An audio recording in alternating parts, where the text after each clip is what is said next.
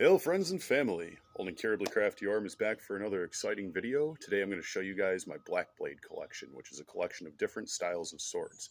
But before I begin, I wanted to point out my older brother, who passed away last January, has been sticking around here. So keep your eyes peeled in the background. You might actually catch a glimpse of him. Got a bunch of videos of my kids, and in one of them, he's standing in the backyard here watching them play. So yeah, hopefully maybe old Aaron Helfier will make a guest appearance on my episode today. But without further ado, let's get back to the Black Blades and the most exciting part of any of these videos, the part where we play around with them. From now moving forward, any blades that I craft will be tested in the video where they are presented. I'm not going to do a big all of my blades at once test. This one, however, there are 5 blades in the Black Blade collection, and aside from a pair that are designed to match, the rest of them are all different styles of swords. So I'm going to explain first, piece for piece, what is significant about that style of sword, and then I'm going to hack away at this piece of wood I got zip tied to this chair over here so you guys can see how they'd fare against an armored limb, or my closest possible replica to one. So first what I'm going to do, I'm going to go biggest to smallest.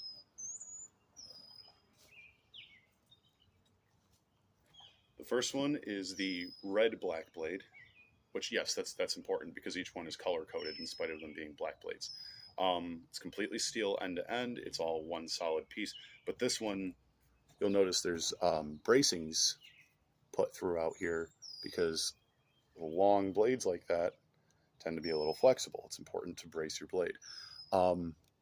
But this was the first one that I made out of the Hellfurge, so I made some mistakes, and I'm going to point them out to you guys. First and foremost being these holes that I drilled in the middle of the metal. For a blade this narrow, you definitely don't want to pierce that spot, because I had to put a whole bunch of extra measures into correcting the fact that I now gave this blade 2 very distinctive points where it's easy to bend. Now with the bracings on there, hopefully I won't have that issue, but shouldn't have to. But I learned from that mistake, so the blades moving forward are crafted a little bit differently. So for one like this is a long sword, and it's generally a hand and a half. You can use 2 hands, but I'm pretty tall and kind of big. So for me, this is honestly more of like a one-handed piece. So hand and a half, though, is generally your best swing with this thing. Come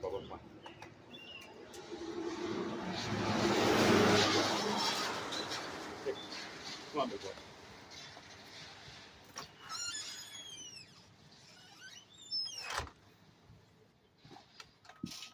And now with the dog safely out of harm's way, let's take a swing.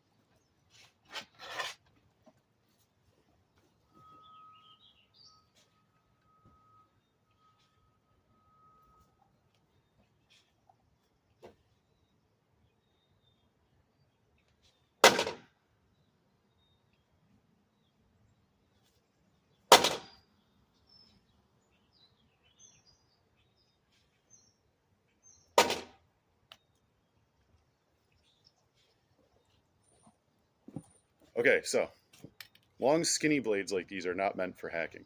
Your best attack with something like this is generally either swiping through the throat or getting this whole long blade up underneath plates of armor. So you'll see hitting something solid like that has bent my blade. It's definitely still fightable. It hasn't broken. And thankfully, blades are forged with electricity as their heat source rather than direct flame. It leaves less air in the blade, in the metal. Whereas fire forging tends to add oxygen to the process and add air pockets. Electric forging doesn't do any of that. So they'll bend and curl before they'll ever actually snap. The downside to that is you have a slightly more pliable, less rigid blade with something that's this narrow and this skinny. However, I was able to bend that back by hand relatively painstakingly. I'm going to regret that later, but it works. So, on to the next one. Like I said, biggest to smallest.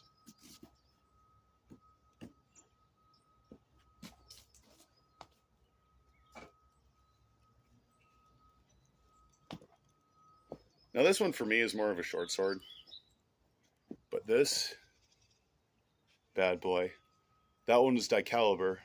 This one's Sverena. And Sverena was supposed to be more of like a Russian style saber. But I kind of liked giving it this more, I guess, Futhark appearance. Um, Not that they don't share a lot of similar qualities, but there are definitely differences. Let someone from Russia or Norway tell you that themselves. Um, but for all intents and purposes, it's a little too narrow to be a broadsword. For me, it's a short sword. So that's what I'm calling it, but you can call it whatever you want. I do want to point out, though, unlike the other one, this one doesn't have any holes drilled anywhere through it. It's still all one solid piece of metal. These are actually wedged to either side. And let me see if I can get a good angle. Yeah, those are wedged down to either side of there, and you can see where the bolts line up with the blade. And they are literally just right up against it on both sides, and then pinched down as tightly as they'll go. And with something on either side to stop that from moving if it, gets hit really hard, that's not going anywhere. It doesn't take much. Even a little piece of tape, I throw a zip tie on there just so the tape doesn't unravel on me. So.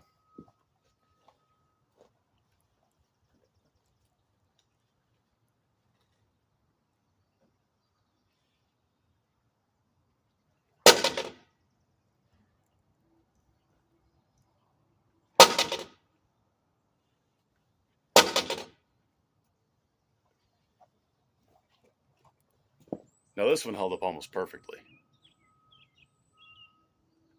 But it's a slightly thicker metal than the caliber, and it's a wider blade.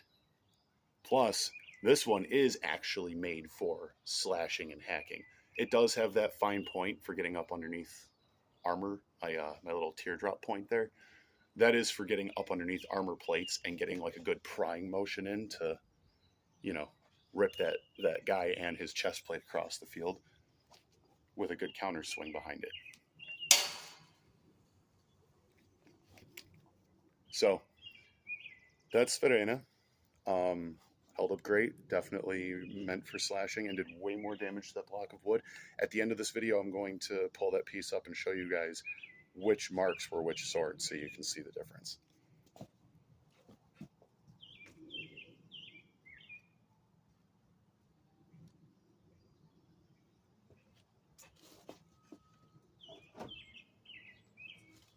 So now we're on to our next one. It's my little saber. It's supposed to be more of an elven style. So the red one, the blue one, and now this is the green black blade. And this is Arquin. It's supposed to be my my poison blade.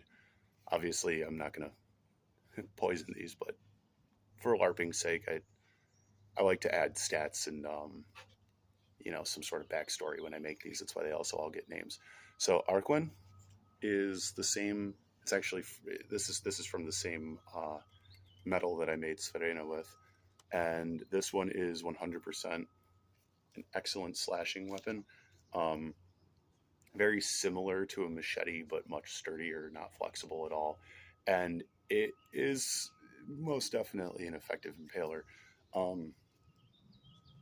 But for the length of it, especially for a swordsman my size, something like this would definitely be a good, just to get fast swings out of there and keep the enemy backed up a bit. I wouldn't expect this to be a fight winner. More of a lifesaver. So let's give it a few swings.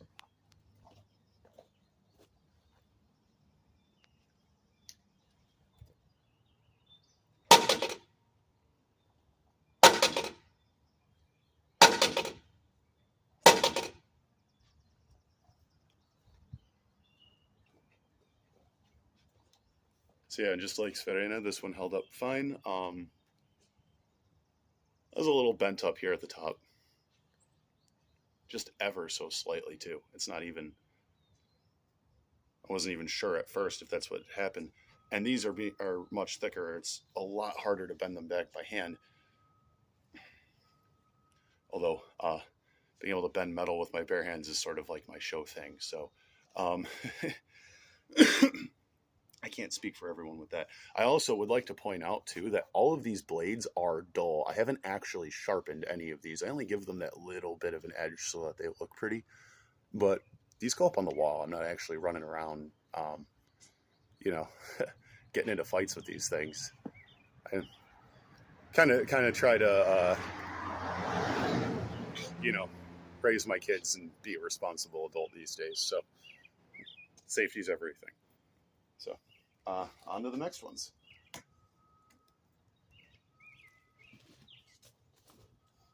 Fourth and finally are my fourth and fifth black blades, but you're going to get them together because they are a matching set. These are my broadswords. You'll see one of them's a moon and one of them's a sun. Well, one of them is actually for my oldest daughter and then my second oldest daughter. When they're old enough to have them, but they're not old enough to keep them, I guess, if that makes sense. But they're just Futhark broadswords. One-handed, even for a teenage girl. They're actually interesting because they're much thicker, they're much wider. That is all still one solid piece of metal going all the way through. I carved the sun and the moon out by hand with an angle grinder wheel and a chisel and a whole bunch of that crap. But that sun and that moon is the same metal as the blades. It's all one piece all the way through. I did add bracings to the outside of this, and again, there's no holes drilled through the metal until you get down here to the pommel, where it really doesn't matter anyway. So these do have sharp weaponized pommels, as well as good slashing blades. They definitely do a decent job impaling. And their guards are set up the same way as Ferena's, where it's on either side, wedged against the sides of the blade metal. So let's give them a couple of swings. I'll do a couple with each one, and then we'll check out our damage.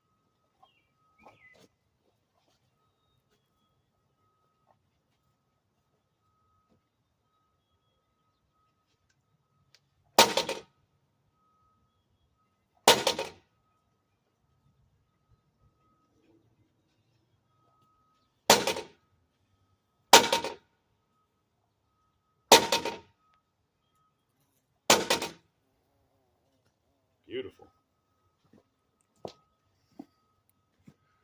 Not even remotely bent, not even a little.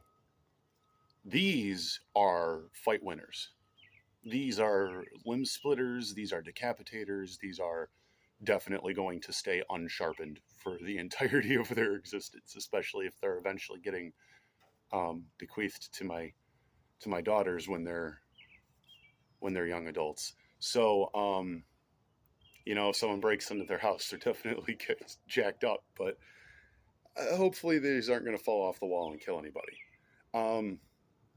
So we're going to go inspect our damage, but these two did the most of it, bar none, not even remotely bent, not a scratch, not a dent. I could use these to get firewood.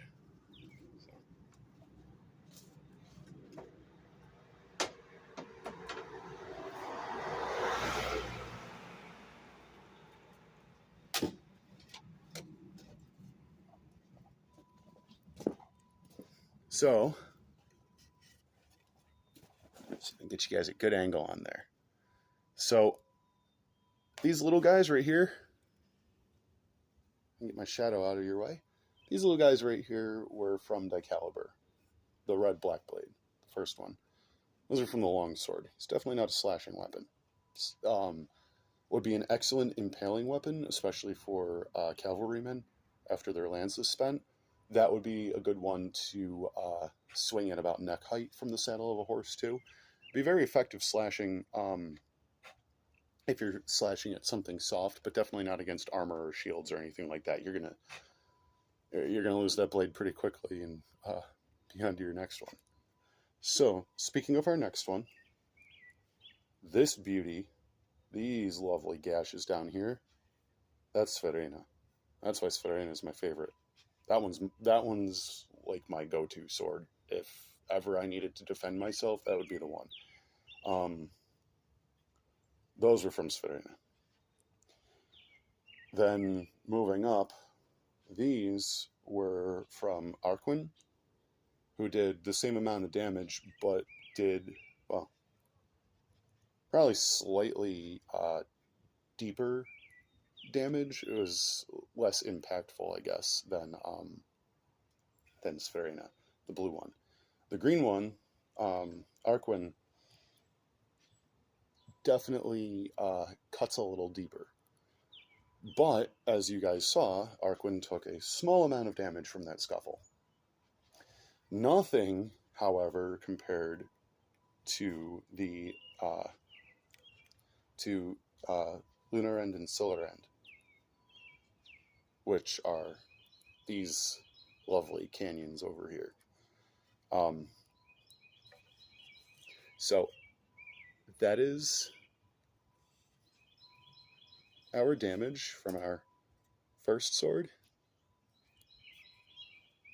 our second sword, our third sword, and last but most definitely not least, our fourth and final piece. Well, fourth and fifth final pieces. But I'm definitely proud to have crafted some blades that are more than battle ready. I just need some zombies. Ironic, I have this whole armory, and I definitely don't believe in zombies. I am the author of a published zombie book that is on Amazon. It's called Warning High Voltage. Do not let that speak for my stance. I really, really don't think zombies are coming back to get us. That being said, kind of hope I get proven wrong someday, because at least I'm prepared for it. So thank you guys for watching. Like always, your like ratings are appreciated, and so are your subscriptions. But above anything else, what I value the most is your opinion. So feel free to stuff that comment section down below. Anything, even just a random conversation, I don't care. I'm happy to have it. No matter what, I'm always going to preach safety first. Safety, safety, safety, especially with things like this, things that are sharp, and the crafting process as well as the playing process. I use a lot of electricity for this, and I've had to develop a lot of ways to not get zapped before I could even make a pocket knife. So thank you guys again. Safety is always going to be my number one thing, but don't forget to have fun. Thanks, guys.